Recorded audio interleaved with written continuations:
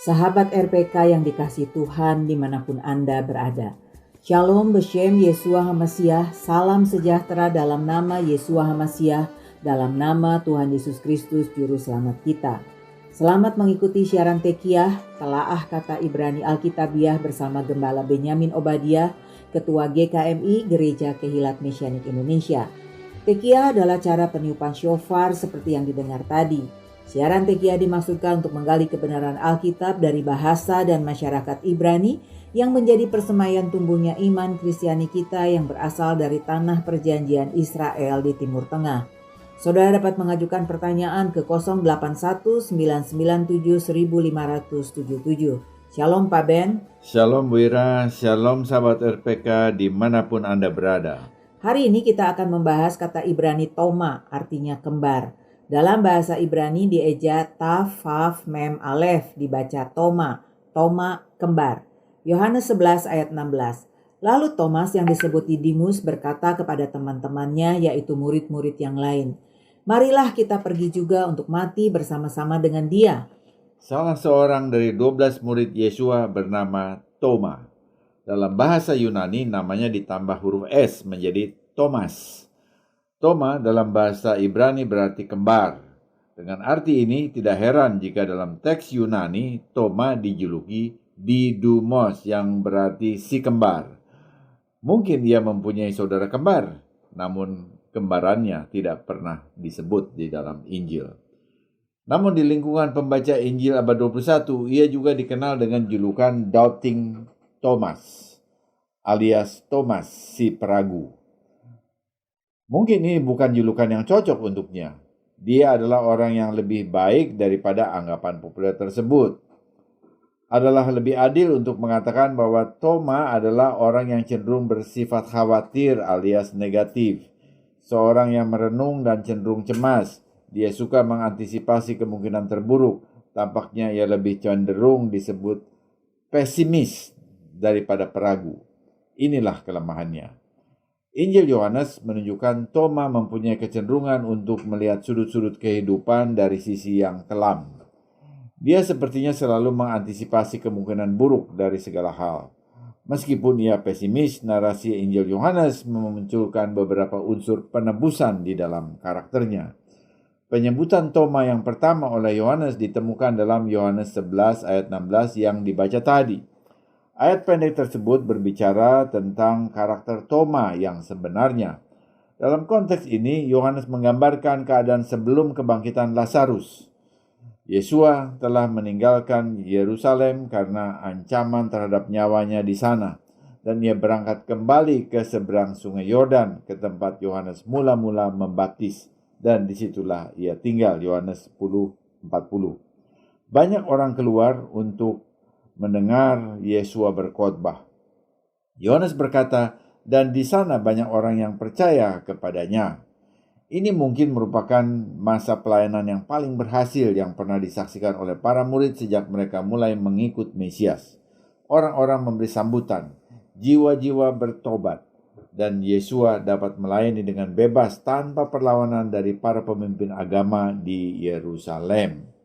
Namun sesuatu yang menggugah saat kita melihat mereka melakukan pelayanan di Betania atau Bet-Anyah dalam bahasa Ibrani.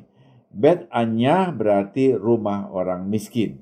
Yohanes menulis dalam pasal 11 ayat 1 dan 2. Ada seorang laki-laki yang sedang sakit, yaitu Lazarus dari Betania, kampung Miriam dan saudara perempuannya Marta. Miriamlah yang mengurapi sang guru dengan minyak wangi dan menyeka kakinya dengan rambutnya. Sedangkan Elazar yang dilatinkan menjadi Lazarus, saudara laki-lakinya sedang sakit. Betania berada dekat kota Yerusalem, sekitar 2 kilometer saja. Dan Yesua telah menjalin hubungan yang dekat dan penuh kasih dengan keluarga kecil ini yang mendukung pelayanannya. Kini sahabat karibnya Lazarus sedang sakit. Lalu Miriam dan Marta mengirim pesan kepada Yesua, "Junjungan, lihatlah orang yang engkau kasih itu sakit." Mereka tahu jika Yesua datang menemui Elazar atau Lazarus, ia akan disembuhkan. Ada hal yang perlu diperhitungkan. Jika Yesua berada sedekat itu ke Yerusalem, sesungguhnya ia berada dekat pusaran kekuasaan yang memusuhinya. Yohanes 10 ayat 39 mengatakan para pemimpin Yahudi berusaha menangkap dia, bahkan mereka sudah bertekad untuk membunuh dia. Yesua telah lolos dari genggaman mereka satu kali, namun jika dia kembali ke Betania, mereka pasti akan mencoba menangkapnya. Mendengar berita Elazar sakit, Yesua berkata, "Penyakit ini tidak membawa kematian, tetapi kemuliaan bagi Elohim, supaya melalui penyakit ini, anak Elohim dimuliakan." Yohanes 11:4. Jadi penyakit bukanlah penyebab utama kematian Lazarus, tetapi agar anak Elohim dipermuliakan dengan membangkitkan Elazar dari kematian. Yesua tahu bahwa Elazar akan mati, bahkan ia mengetahui waktunya Elazar mati. Sesudah Yesua mendengar bahwa Elazar sakit, ia masih tinggal 2 hari lagi di tempat ia berada. Ini agak aneh, karena di satu sisi Yesua mengasihi Lazarus dan keluarganya, namun di sisi lain dia tidak segera menjenguk Lazarus yang sedang sekarat. Mengapa Yesua menunda-nunda padahal sahabatnya sedang dalam kondisi gawat? Ya, ini dapat disebabkan Yesua sudah melihat seluruh kehidupan Elazar. Dia sengaja menunda untuk menyembuhkan Lazarus dengan cara memberi dia waktu untuk mati lebih dulu, untuk kemudian dibangkitkan dari kematian. Ini adalah berkat yang lebih besar dibandingkan jika ia hanya sekedar disembuhkan dari penyakit. Dengan cara ini, Yesua pun lebih dimuliakan karena ia membangkitkan orang mati sesuai klaimnya. Hal ini semakin memperkuat iman mereka kepadanya. Oleh karena itu, Yesua menunggu beberapa hari lagi sehingga Lazarus sudah meninggal 4 hari pada saat ia tiba. Mengapa Yesua menunda kunjungannya sampai 4 hari sesudah kematian? Ini pertanyaan yang menarik. Ini dimaksudkan untuk menunjukkan bahwa roh jiwa dari orang meninggal itu sudah sungguh-sungguh meninggalkan dirinya. Pemahaman ini tertulis dalam literatur rabbinik abad 3 Masehi. Rabbi Levi menegaskan bahwa jiwa roh orang yang meninggal masih melayang-layang di dekat jenazahnya. Sesudah 3 hari, tubuh akan rusak dan roh jiwanya akan meninggalkan tubuh yang mulai membusuk itu. Tentu saja Yesua secara supranatural mengetahui secara pasti kapan Lazarus meninggal. Itu sebabnya ia menunggu. Kemudian setelah itu ia berkata kepada murid-muridnya, "Marilah kita berangkat lagi ke Yudea." Para murid menganggap ini gila.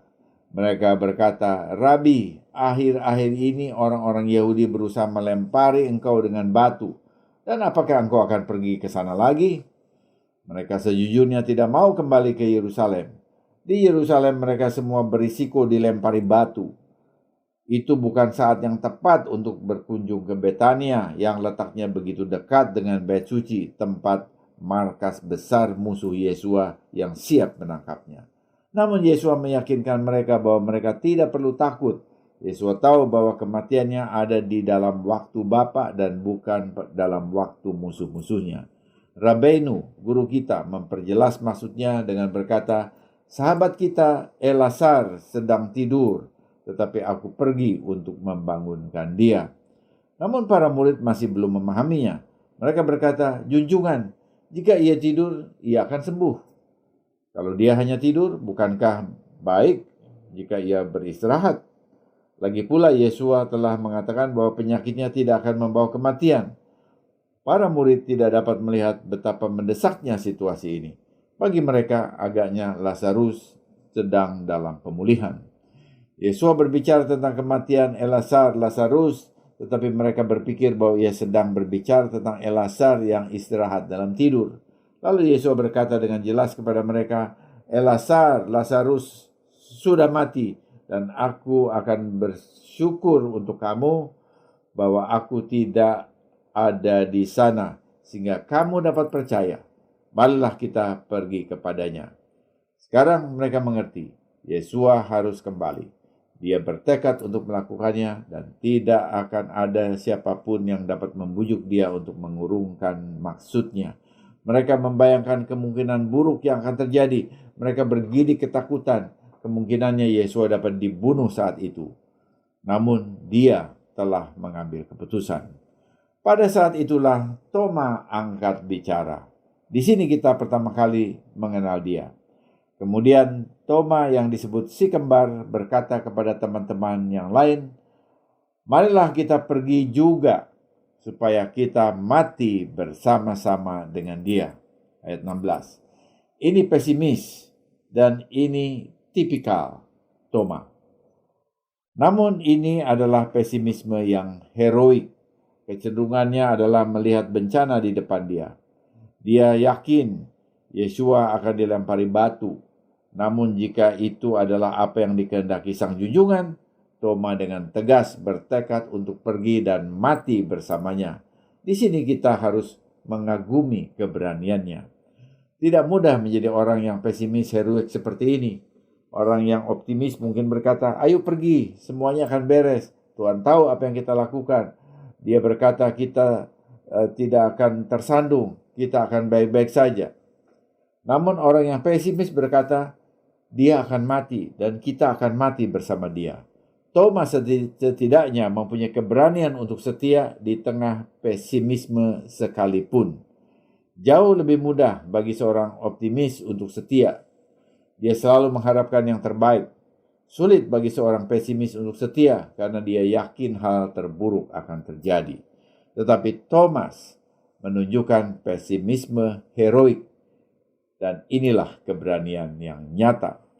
Kesediaan Toma untuk mati bersama Rabi yang dikasihnya menjadi teladan kekuatan bagi para murid lainnya. Tampaknya mereka secara kolektif mengikuti ajakannya pada saat itu dan berkata, baiklah, ayo kita pergi dan mati. Karenanya mereka semua pergi bersama Yesua ke Betania. Toma jelas mempunyai pengabdian yang mendalam kepada Mesias yang tidak dapat diredam bahkan oleh pesimisme di dalam dirinya sendiri. Dia tidak mempunyai khayal bahwa mengikuti Yesua itu mudah. Yang bisa dia lihat justru rahang kematian yang terbuka untuk menelannya. Namun dia mengikuti Yesua dengan keberanian tanpa gentar. Dia bertekad untuk mati jika perlu bersama dengan junjungannya daripada meninggalkan dia. Dia lebih baik mati daripada tertinggal dan terpisah dari Mesias. Kasih Toma yang mendalam kepada Mesias muncul kembali dalam Yohanes 14. Yesua sedang memberitahu mereka tentang kepergiannya yang sudah semakin dekat. Aku pergi untuk menyediakan tempat bagimu, dan kemana aku pergi, kamu tahu jalan ke situ. Ayat 4. Toma segera bertanya kepadanya, Junjungan, kami tidak tahu kemana engkau akan pergi dan bagaimana kami dapat mengetahui jalannya. Sekali lagi kita melihat pesimismenya. Intinya dia berkata, engkau akan pergi, kami tidak tahu tempat yang kau tuju. Kami juga tidak tahu bagaimana kami bisa sampai ke sana. Adalah lebih baik bagi kami untuk mati bersamamu, karena dengan demikian tidak ada perpisahan lagi. Jika kita mati bersama, kita semua akan tetap bersama. Tetapi jika engkau saja yang pergi, bagaimana bisa kami menemukan engkau? Kami tidak tahu bagaimana menuju ke sana. Inilah ungkapan seorang murid dengan cinta yang mendalam. Ini menunjukkan orang yang hubungannya dengan Mesias begitu kuat, sehingga ia tidak pernah atau tidak ingin terpisah daripada junjungannya. Hatinya hancur ketika ia mendengar Yesua berbicara akan meninggalkan mereka. Pikirannya bahwa Mesias akan hilang telah melumpuhkan dia. Dia telah menjadi begitu terikat kepada Yesua pada tahun-tahun itu sehingga ia bersedia mati bersama dengan Mesias. Dia tidak dapat berpikir untuk hidup tanpa Yesua. Anda harus mengakui pengabdiannya kepada Mesias Yesua. Dan ketakutan terburuknya pun terjadi. Yesua mati sementara dia tidak mati. Kita melihat gambaran Toma berikutnya dalam Yohanes pasal 20. Setelah kematian Yesua, semua murid berada dalam duka yang mendalam. Tetapi mereka semua berkumpul untuk menghibur satu sama lain kecuali Toma. Yohanes 20:24 mencatat, Toma yang disebut si kembar, salah satu dari 12 murid itu tidak ada bersama mereka. sayang sekali dia tidak ada di sana karena Yesua datang dan menampakkan diri kepada mereka. Mereka mengunci diri di sebuah ruangan di satu tempat, kemungkinan besar di ruang atas di Yerusalem. Yohanes menulis dalam pasal 12 ayat 19 dan 20. Pintu-pintu tempat berkumpulnya murid-murid ditutup karena takut kepada orang-orang Yahudi. Tiba-tiba, meskipun pintu dan jendela tertutup rapat, Yesua datang dan berdiri di tengah-tengah dan berkata kepada mereka, "Damai sejahtera bagi kamu." Setelah ia berkata demikian, ia memperlihatkan tangannya dan lambungnya kepada mereka. Maka bergembiralah murid-muridnya ketika mereka melihat junjungan. Toma terlewatkan. Kenapa dia tidak ada di sana? Mungkin karena dia seorang pesimis, melankolis, sehingga dia benar-benar hancur. Dan dia mungkin sedang berada di satu tempat terkurung dalam kemurungannya. Dia melihat bagian terburuk dari segalanya. Kini ketakutan terburuknya telah terwujud. Yesua telah pergi dan Thomas yakin dia tidak akan pernah melihat dia lagi. Dan dia tidak akan pernah sampai ke tempat Yesua berada. Mungkin sekali ia menyesali kenyataan bahwa ia tidak mati bersama dengan Yesua seperti tekadnya sejak awal. Toma mungkin merasa sendirian, dikhianati, tertolak dan ditinggalkan. Semua sudah berakhir. Rabi yang sangat dicintainya telah tiada dan hal-hal itu mencabik hatinya. Dia tidak berminat untuk berkumpul dengan teman-teman lainnya. Dia patah hati, hancur, dan hancur. Dia hanya ingin sendirian. Maka murid-murid yang lain berkata kepadanya, "Kami telah melihat junjungan." Mereka sangat bersemangat, mereka sangat gembira, mereka sangat ingin membagikan kabar baik kepada Toma. Namun orang yang mempunyai suasana hati seperti Toma tidak mudah terhibur. Dia masih pesimis dan putus asa. Maka jawabnya kepada mereka dalam Yohanes 20:25, "Sebelum aku melihat bekas paku pada tangannya dan sebelum aku mencucukkan jariku ke dalam bekas paku itu dan mencucukkan tanganku ke dalam lambungnya, sekali-kali aku tidak akan percaya." Karena pernyataan itulah ia dijuluki Toma si peragu. Tetapi jangan terlalu keras dulu kepada Toma. Ingat, murid-murid yang lain pun awalnya tidak percaya akan kebangkitan sampai mereka melihat Yesua seperti yang dicatat dalam Markus 16 ayat 11. Dan ketika mereka mendengar bahwa dia hidup dan telah dilihat olehnya, mereka tidak percaya. Ketika Yesua muncul di ruangan tempat para murid berkumpul, Yohanes 20 mencatat, dia menunjukkan tangan dan lambungnya kepada mereka. Karena itu mereka percaya. Jadi mereka semua pun tak langsung menjadi percaya. Apa yang membedakan Toma dari 10 orang lainnya? Sikap Toma bukanlah karena keraguan yang lebih besar, tetapi karena kesedihannya yang lebih besar. 8 hari kemudian, Yesua menampakkan diri lagi kepada para murid. Sementara itu, kesedihan Toma yang mendalam mulai mereda. Ketika para rasul kembali berkumpul bersama, kali ini Toma ada bersama mereka. Yohanes 20:26 mencatat, sementara pintu-pintu terkunci, Yesua datang dan ia berdiri di tengah-tengah mereka dan berkata, "Shalom Aleichem, damai sejahtera bagi kamu." Yesua menatap Toma dan berkata dalam ayat 27, "Taruhlah jarimu di sini dan lihatlah tanganku. Ulurkanlah tanganmu dan cucukkan ke dalam lambungku. Dan jangan engkau tidak percaya lagi, melainkan percayalah." Sang Rabi bersifat lembut terhadap Toma. Ia telah melakukan kesalahan karena ia cenderung bersikap pesimis. Tetapi itu disebabkan karena cintanya yang mendalam dihimpit oleh kesedihan, ketidakpastian, dan rasa sakit karena merasa ditinggal sendirian.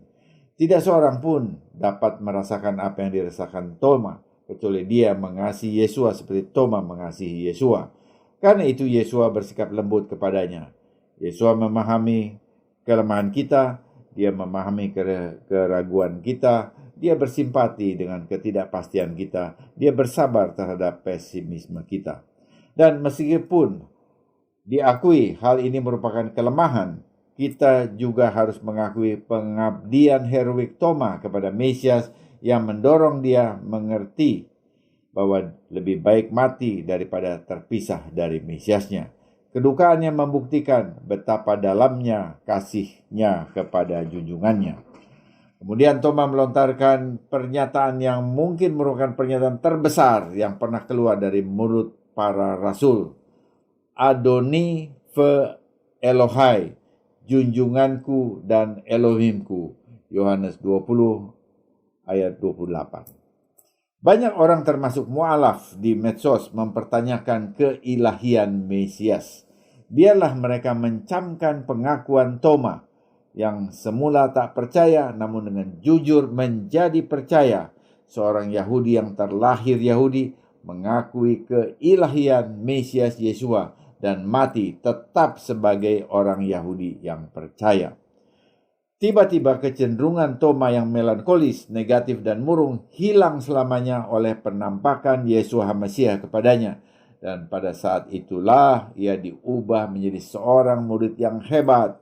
Tidak lama kemudian pada hari Syafuot Pentakosta bersama para rasulnya yang lain, dia dipenuhi dengan Ruach HaKodes, Roh Kudus, dan diberi kuasa untuk melayani banyak orang. Toma seperti murid-murid lainnya membawa Injil sampai ke ujung bumi. Banyak kesaksian kuno yang menunjukkan bahwa Toma membawa Injil sampai ke India. Sampai saat ini terdapat sebuah bukit kecil di dekat bandara di Chennai, Madras, India, yang diyakini tempat Toma dimakamkan. Bagaimana mendapatkan gambaran orang seperti apa yang dipakai Tuhan? Tuhan bisa memakai siapa saja. Kepribadian, status, dan latar belakang keluarga semuanya bukan halangan. Setiap orang yang mau mengakui keberdosaannya mendapat pengampunan dan diubah hidupnya oleh anugerah Tuhan melalui iman menjadi kehidupan yang memuliakan Bapa di surga. Semoga siaran ini memberkati saudara. Informasi bagi saudara. Siaran Tekiyah dapat didengar ulang pada YouTube kanal Kehilat_Tekiyah. Kunjungi dan subscribe kanal Kehilat Mesianik di YouTube untuk mengikutinya. Bila saudara diberkati oleh siaran Tekiyah dan mau kembali memberkati siaran ini, saudara dapat mengirimkan dukungan dengan menghubungi 081 997 1577. Kita terus doakan pembebasan lebih dari 130 warga Israel yang masih disandera teroris Hamas. Mohon kiranya Adonai mengirimkan para malaikatnya melakukan mujizat dan memberi hikmat serta taktik jitu pada IDF untuk membebaskan mereka semua dengan selamat dalam kemenangan. Sesudah narasi ini kita akan mendengar lagu Yes I Know oleh Gather Vocal Band. Orang berdosa yang terhilang dan kesepian datanglah. Darah Yesus sanggup membebaskanmu. Ya, ku tahu. Pengorbanannya menyelamatkan setiap pendosa menjadi bersih. Saat menyembah Yesua yang bangkit, Toma tak kuasa menahan kerinduan hatinya untuk mengaku, Adoni ve Elohai, junjunganku dan Tuhanku. Amin. Tiba saatnya saya Penatua Ira Natali dan Gembala Benyamin Obadiah mohon diri dari ruang dengar saudara.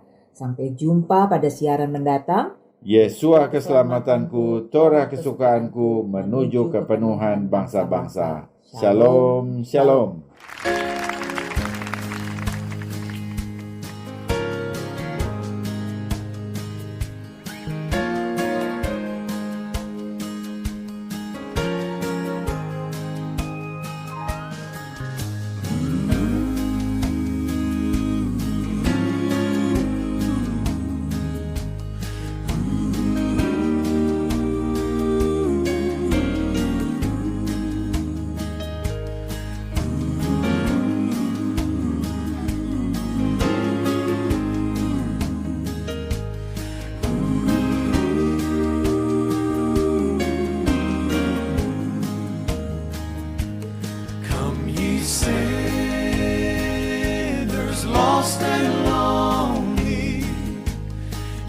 Jesus' blood can make you free, for he saved the worst among you when he saved a wretch like me. And I know, yes I know, Jesus' blood can make the vilest sinner clean. And I know, yes I know, Jesus' blood can make the vilest sinner clean. To the faint he giveth power, through the mountains makes a way, findeth water in the desert, turns the night to golden day. And I know, yes I know, Jesus' blood can